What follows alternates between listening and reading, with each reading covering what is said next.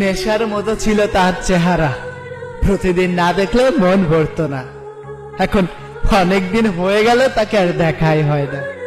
যে কণ্ঠটা শুনতে শুনতে প্রতিদিন ঘুমিয়ে যেতাম, সে নাম্বার এখন কলও দেওয়া হয় না। ভাগ্যের কি পরিহাস, তাই না? সবাই সব জায়গা মূল্য পায় না।